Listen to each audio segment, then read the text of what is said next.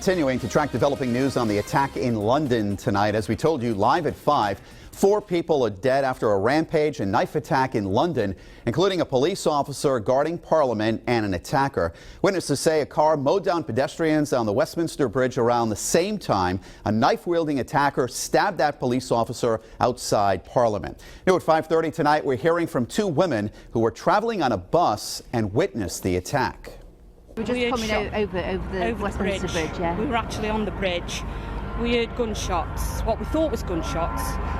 Turned around and we saw the car ploughed into a lady.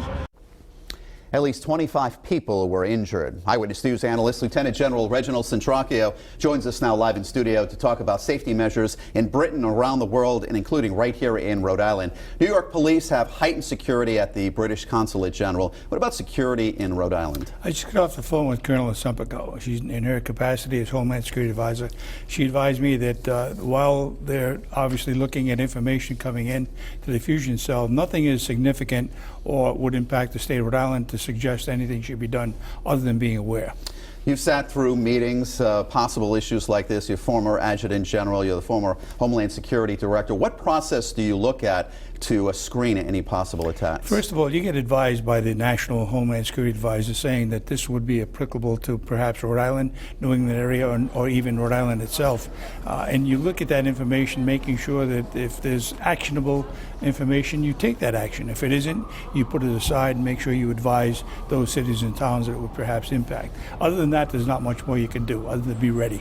You know, you're talking about sharing information and communication. Obviously, there was no chatter, at least we're not learning that right now, about that attack. So is this unavoidable? No, well, the actual incident is, it's almost impossible to avoid.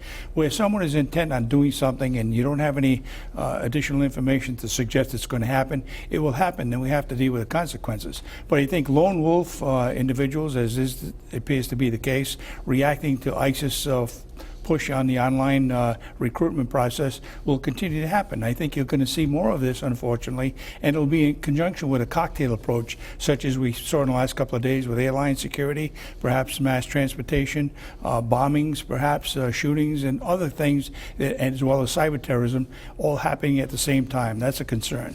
There's training for multiple attacks, whether someone's going to stab a police officer and driving into a car too, right? Exactly. And what do you do with that? You do whatever you can, but it's nice to know if someone sees something, they report it accordingly to local authorities, and perhaps you have a chance of stopping it. All right. Eyewitness News analyst Lieutenant General Reginald Centracchio. General, thank you for your thoughts.